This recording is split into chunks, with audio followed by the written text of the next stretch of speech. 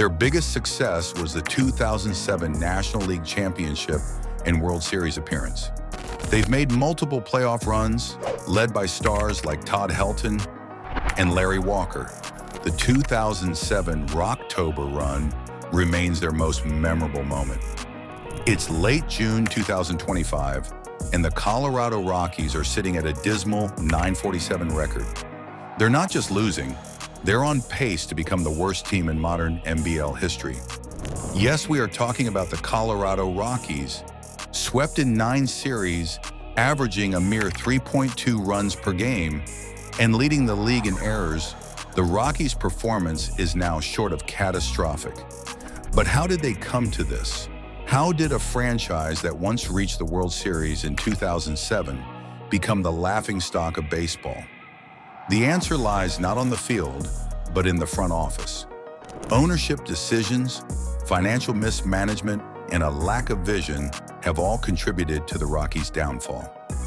Before we continue, if you want regular updates and insights on the MLB, be sure to like, comment, and subscribe.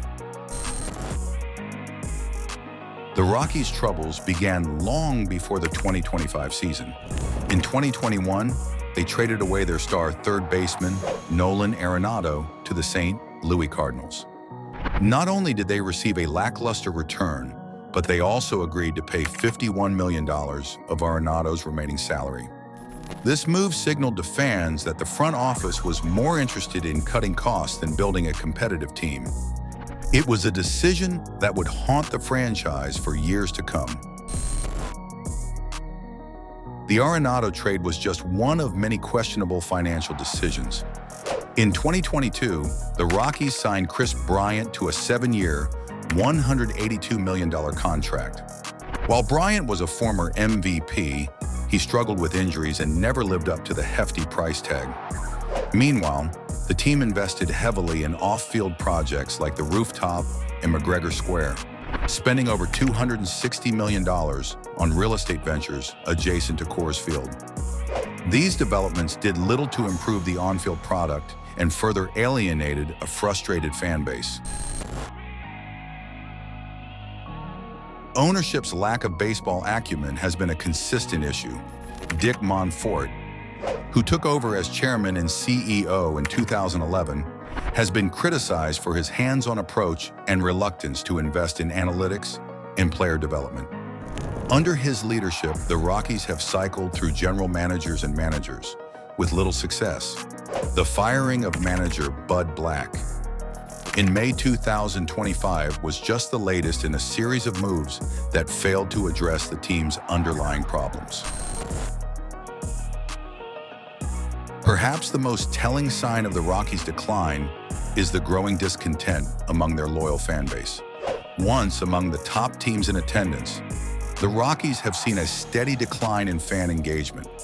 But it's more than just poor performance, it's a sense of neglect. Dick Monfort's public statements over the years have often shown a startling disconnect from reality. He's praised underperforming teams and dismissed criticism as negativity, all while refusing to overhaul outdated scouting and development systems. Fans watch as other franchises invest in analytics, international scouting, and farm systems. Colorado's farm system has consistently ranked near the bottom of MLB in both prospect depth and development success.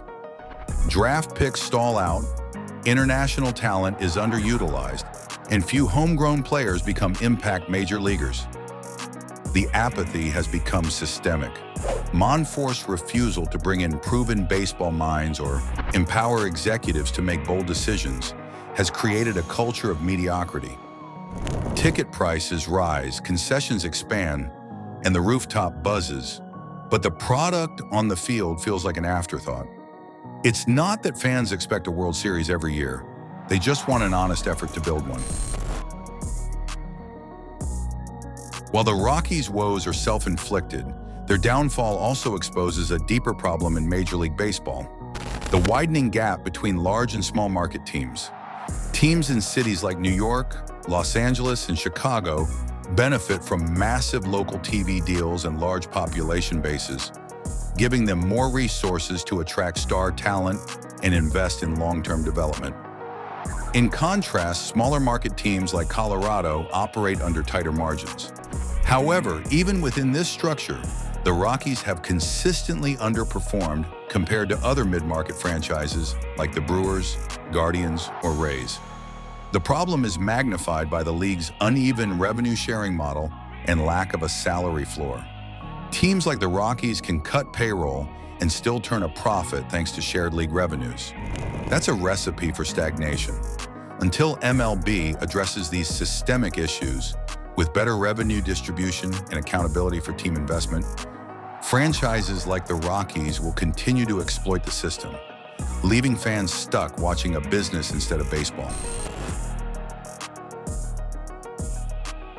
The Colorado Rockies' descent into baseball obscurity serves as a cautionary tale about the importance of competent ownership and strategic vision. Without a commitment to building a competitive team and investing in the right areas, even the most passionate fan base can't prevent a franchise from falling apart. If you found this detailed look at the Rockies' struggles insightful, please like, comment, and subscribe for more content on the inner workings of your favorite sports teams. Your support helps us bring you the stories that matter.